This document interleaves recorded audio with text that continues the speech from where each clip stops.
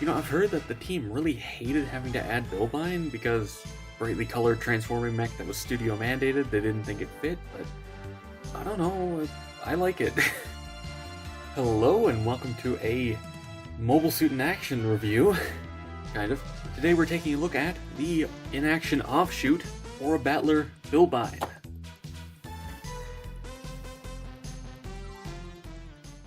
Okay, starting off as always with the articulation. The head is on a ball joint, and there's also a transformation hinge so you can look really far down. It can get a full rotation, though it's pretty much entirely painted, so do be careful with that. The shoulders are on a forward-back hinge, as well as a ball joint, though if you try and put it out any further than 45 degrees, this armor piece will pop off. There's a rotation at the bicep, and man, it is really tight on mine on both arms, and you can see it's kind of forcing the parts apart. Kind of making me worry a little bit, but it is there. And you get a 90-degree bend at the elbow, a ball joint kind of rotation piece here, and the hand is on a peg, though given the molding, you kind of get the movement here instead. Also, the wings are pinned on and can move out about this far, and these two pieces move separately. The hips are on a ball joint, though good luck getting much more than a front to back swivel out of them. That said, you can get a very high kick, though kind of watch out for scratching the paint. The knee is double jointed, though you only get about 90 degrees. The feet are on ball joints, though there's not a ton of range there. And the toes and heel are articulated. So despite this being a bit more of a budget figure, the articulation is still pretty great. Now, moving on to accessories, you actually get a pretty decent amount. Starting off with the rifle, which is fully painted as far as I can tell. And yeah, that's one thing I'm going to mention. This thing has so much paint on it, it's ridiculous. Then you get the rifle in its blade mode, and you'll notice the handles are molded differently. I don't know why, because you know it's obviously just pressed, so there's no reason they couldn't have cast it exactly the same. And both of these are supposed to fit into the hand, so I don't really know why they're molded differently. It's a weird choice. Did cast this as two separate pieces. This just connects on. It's not even glued or anything. It's literally just wedged on there. I'm pretty sure this should still be black, and they just didn't bother painting it. But I mean, it looks fine either way. Also, I will point out, if you want to put these in the hands, you're going to have to pop the hand out of the socket here, fit this in, and then plug it back on, because it's way too annoying to try and fit this in otherwise. Speaking of hands, you get obviously the holding hand, as well as a nice, really nicely sculpted splayed hand, and a sort of semi-closed fist. This is just sort of an option hand, you can choose one, though this does let you hold the sword in both hands. And speaking of the sword, now it is actually not cast in black. If you look inside here, it is the sort of gray plastic, so this is all paint, which has me a little bit worried, though this does fit nicely into the scabbard, and I haven't noticed it scratching any paint yet, so hopefully that's fine. I'm pretty sure this is supposed to be silver, and they just didn't bother painting it, but looks fine in black, to be honest. And this can just plug in right here, and yes, there is a small gap there. It's supposed to have that. Though one thing I want to point out is this hand doesn't really hold the sword all that well. Even dual handing it, even having it held just in this closed hand, it still isn't great.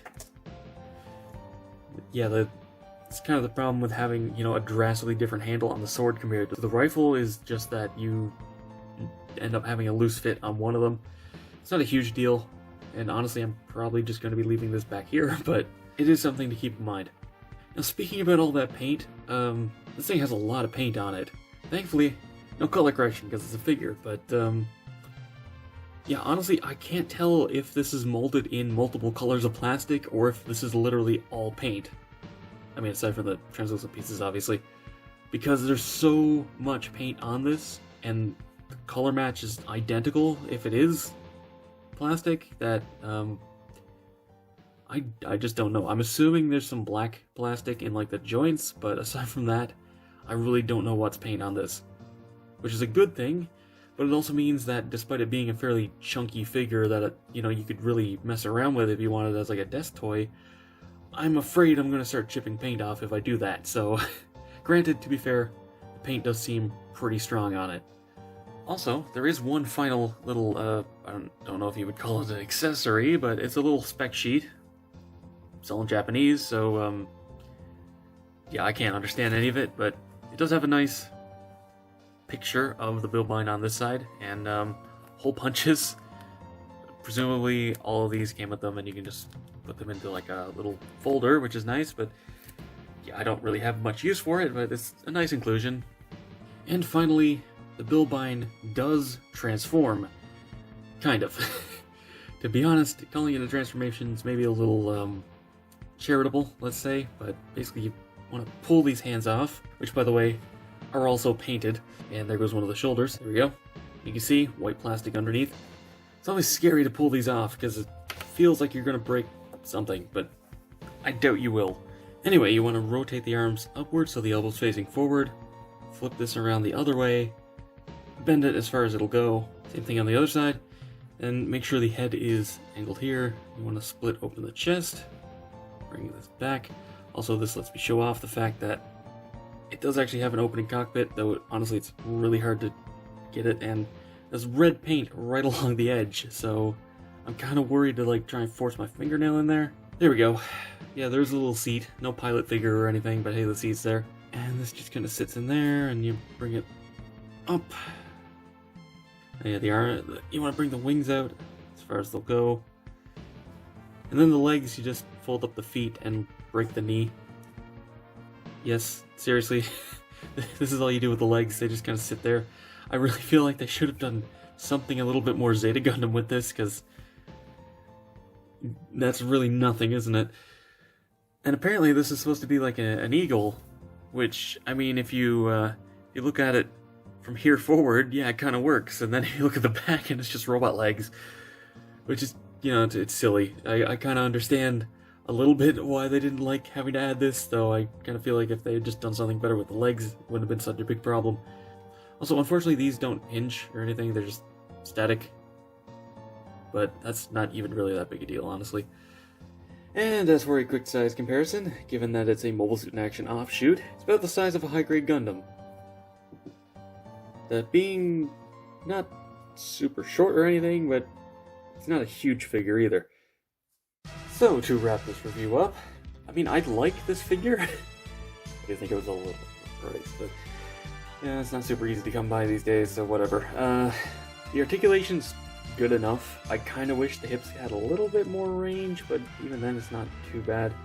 The transformation isn't really that intrusive. I mean, you miss out on a waist swivel, but whatever. It's pretty much fully painted. I don't see anything missing on it, at least. And it comes with pretty much everything you'd want it to. This is a little bit of a black sheep for Dunbine, but I mean, what can I say? I like the design. Anyway, that's all for this review. Be sure to let me know what you think down in the comments below. Give the video a thumbs up if you enjoyed it, helps a lot. Subscribe and hit the bell for future reviews. Go follow me on Twitter for updates. And consider supporting me on Patreon so I can keep making reviews just like this one. And as always, until next time, happy building.